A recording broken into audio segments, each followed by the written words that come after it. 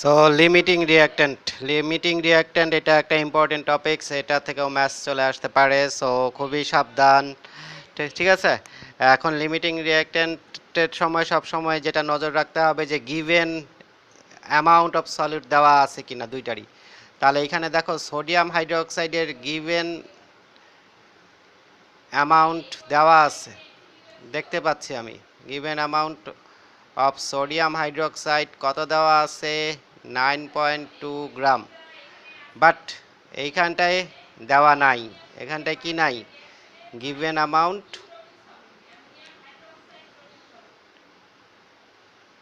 দেওয়া নাই, সো এই জায়গায় বের করতে হবে। তার মানে কি গিভেন অ্যামাউন্ট মানে কি? গিভেন অ্যামাউন্ট মানে কি? সলিউটের amount that is amount of solute, সেটা বের করতে হবে। তাহলে প্রথমেই দুইটার গিভেন অ্যামাউন্ট যদি না বের করি তাহলে লিমিটিং রিঅ্যাক্ট্যান্ট বের করা যাবে না। এরা বলতেছে যে এই কন্টেইনার এতে 150 মিলিলিটার 0.5 মোল ফেরাস ক্লোরাইড আছে, আর কন্টেইনার বিতে 250 মিলিলিটার 9.2 গ্রাম সোডিয়াম হাইড্রোক্সাইড আছে। সো কত মিলিলিটার থাকলো না থাকলো এটা আমাদের ব্যাপার না, আমরা জাস্ট গিভেন অ্যামাউন্টটা আছে কিনা সেটা দেখব। এখানে গিভেন অ্যামাউন্ট কত? 9.2 গ্রাম।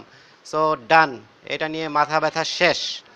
এইখানটায় গিভেন অ্যামাউন্ট কত খুঁজে পাইলাম না, তার মানে কি মাথা ব্যথা শুরু। তো মাথা ব্যথা শুরু দেখে এখান থেকে আমাদের ম্যাথ শুরু করতে হবে। আর অ্যামাউন্ট অফ সলিউট বের করার ফর্মুলা কি? W equals SVM/1000। ঠিক আছে, এই ফর্মুলা দিয়ে আমরা গিভেন অ্যামাউন্টটা বের করে ফেলতে পারবো। তাহলে এখানে কোয়েশ্চেনটা দেখো, if A and B are mixed together which one will be limiting reactant? কোনটা লিমিটিং রিঅ্যাক্ট্যান্ট হবে? এ আর বি কে যদি আমরা মিক্স আপ করি তাহলে এটার ভিতরে কোনটা লিমিটিং রিঅ্যাক্ট্যান্ট হবে সেটা বের করতে হবে। And what will be nature of প্রোডাক্টের নেচারটা কীরকম হবে সেটাও বের করতে হবে। তো সেক্ষেত্রে আমরা গিভেন অ্যামাউন্টগুলো আগে বের করে ফেলি। গিভেন অ্যামাউন্ট এটা যদি না বের করি, এই যে অ্যান্সার করছি আমি, হ্যাঁ, এটা যদি না বের করি তাহলে কিন্তু হবে না। সো গিভেন অ্যামাউন্ট সোডিয়াম, এটা কি ফেরাস ক্লোরাইড, ফেরাস ক্লোরাইডের গিভেন অ্যামাউন্ট। তো আগে তো মোলার ম্যাস বের করে নিতে হবে। যদি আমরা W ইকুয়ালস SVM/1000 ইউজ করি, molar mass of ferrous chloride FeCl2। So দেখো এই আয়রনের ম্যাস হচ্ছে 56 আর ক্লোরিনের ম্যাস হচ্ছে 35.5। এটা আবার দুইটা আছে, তাহলে 56 প্লাস 71 টোটাল ম্যাস হচ্ছে ফেরাস ক্লোরাইডের 127 গ্রাম। ঠিক আছে, তাহলে given amount of ferrous chloride আমরা বের করতে পারবো। এটা হচ্ছে কি formula? W equals SVM/1000। So S দেওয়া আছে, দেখো এস কত? এস হচ্ছে মোলারিটি, দ্যাট ইজ 0.5। তাহলে এস এর জায়গায় 0.5 লিখলাম। ভলিউমের জায়গায় কি লিখব?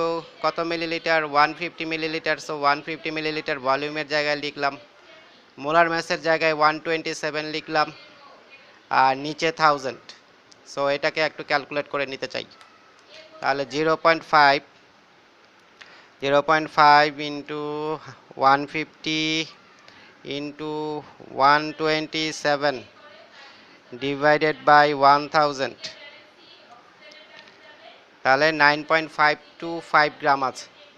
9.525 গ্রাম অফ কি ফেরাস ক্লোরাইড গিভেন আছে। আর ওপাশে কি গিভেন আছে? ওই কন্টেইনারে, এটা তো এই ফার্স্ট কন্টেইনারে, ওই কন্টেইনারে গিভেন কি আছে দেখো তো। এটা given amount of sodium hydroxide, sodium হাইড্রোক্সাইডের গিভেন অ্যামাউন্ট কত? 9.2 গ্রাম।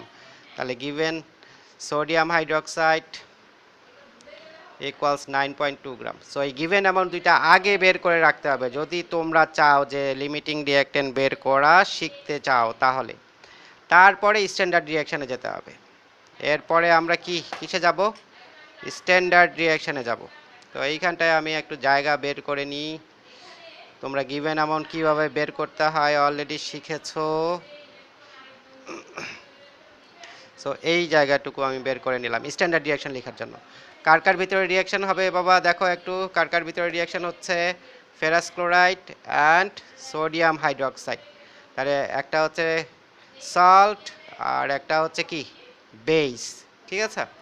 সল্ট আর বেসের ভিতরে রিয়াকশন হচ্ছে, তো দেখা যাক। এই সল্ট FeCl2 আর বেস হচ্ছে সোডিয়াম হাইড্রোক্সাইড, তাহলে রিয়াকশন করে কি হবে? সোডিয়াম ক্লোরাইড হবে, মানে আয়রন আর সোডিয়াম নিজেদের ভিতরে কি চেঞ্জ করবে? জায়গাগুলো চেঞ্জ করবে। তাহলে সোডিয়াম ক্লোরাইড পাবো প্লাস কি আয়রন হাইড্রোক্সাইড পাবো, মানে ফেরাস হাইড্রোক্সাইড FeOH2। তাহলে এখানে ফেরাস হাইড্রোক্সাইড লিখতে 2 লাগছে, সো সোডিয়ামের সামনে 2 দিয়ে দিলাম। তাহলে এখানেও সোডিয়ামের সামনে 2 দিয়ে দিলাম, ব্যালেন্সড হয়ে গেল। সো এই যে রিয়াকশনটা, এটা ব্যালেন্সড করা খুব দরকার। সো ব্যালেন্সড রিয়াকশনটা আমি একটু ফ্রেশলি লিখি।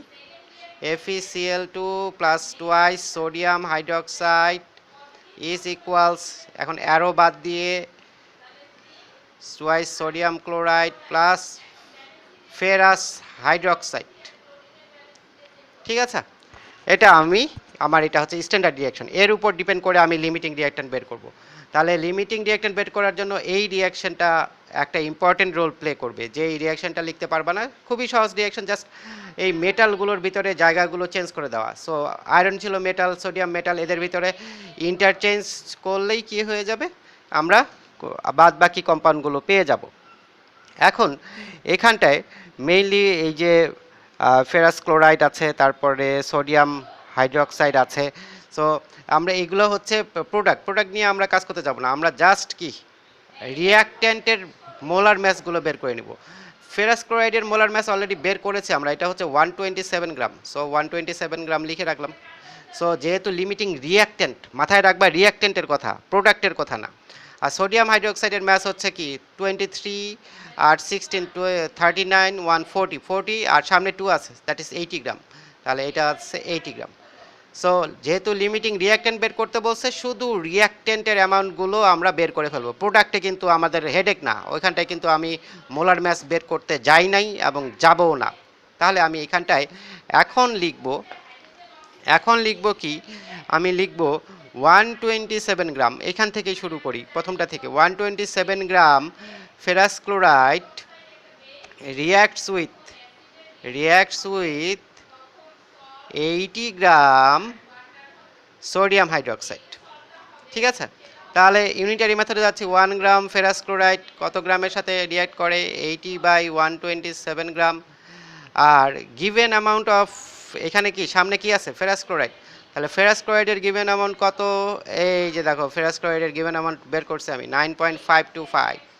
তাহলে 9.525 গ্রাম ফেরাস ক্লোরাইড রিয়াক্টস উইথ এই 80 ইন্টু 9.525 ডিভাইডেড বাই 127 গ্রাম।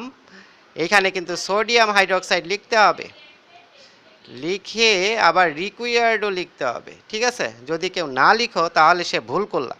তার মানে এই এত গ্রাম ফেরাস ক্লোরাইডের সাথে রিয়াক্ট করার জন্য এত গ্রাম সোডিয়াম হাইড্রোক্সাইড রিকোয়ার্ড, এত গ্রাম সোডিয়াম হাইড্রোক্সাইড দরকার আছে, এবং সেটা কত গ্রাম একটু ক্যালকুলেট করে আমরা একটু বের করে ফেলি। আচ্ছা, এখানটায় 80 ইন্টু 9.525, ঠিক আছে, ডিভাইডেড বাই আছে 127, তাহলে হলো কত? 6 গ্রাম। তাহলে এই 6 গ্রাম এটা হচ্ছে রিকোয়ার্ড অ্যামাউন্ট অফ কি সোডিয়াম হাইড্রোক্সাইড। তাহলে এই যে গিভেন 9.525 গ্রাম ফেরাস ক্লোরাইডের সাথে রিয়াক্ট করার জন্য কত গ্রাম সোডিয়াম হাইড্রোক্সাইড দরকার? 6 গ্রাম। আর সোডিয়াম হাইড্রোক্সাইড দিছে কত? 9.2 গ্রাম। তার মানে কি সোডিয়াম হাইড্রোক্সাইড বেশি না কম? আমার দরকার 6 গ্রাম, আমাকে গিভেন কত?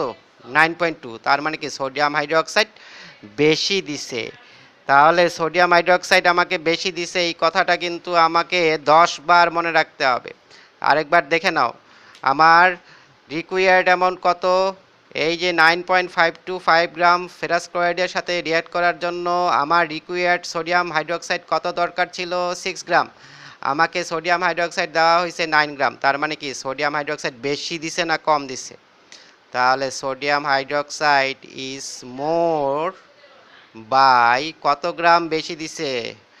এই 9.2 থেকে যদি 6 বাদ দিই তাহলে বের হয়ে যাবে 3.2 গ্রাম।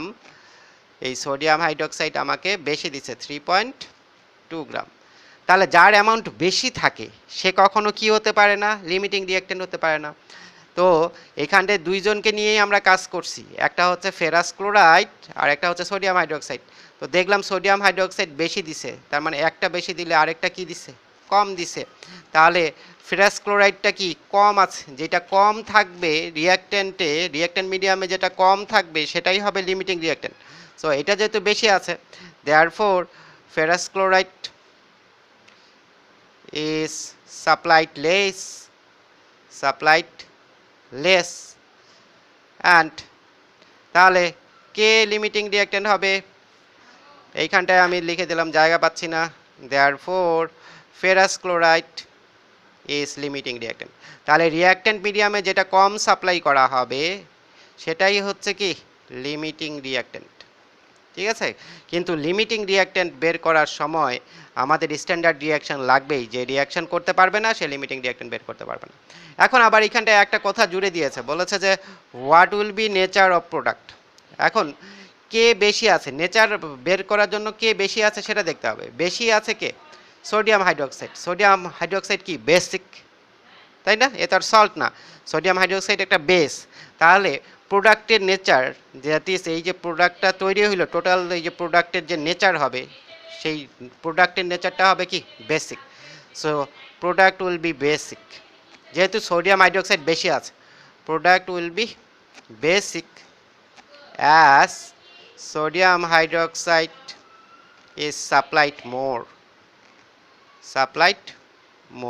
তাহলে সোডিয়াম হাইড্রোক্সাইড যেহেতু বেশি সাপ্লাই দেওয়া হয়েছে, কাজেই প্রোডাক্টের নেচারটা কি হয়ে যাচ্ছে এখানটায়? বেসিক হয়ে যাচ্ছে। সো এই ব্যাপারগুলো একটু ভালো মতো দেখবা, এই টাইপের ম্যাথসগুলো একটু করবা, ইনশাল্লাহ কালকে পরীক্ষা ভালো হবে।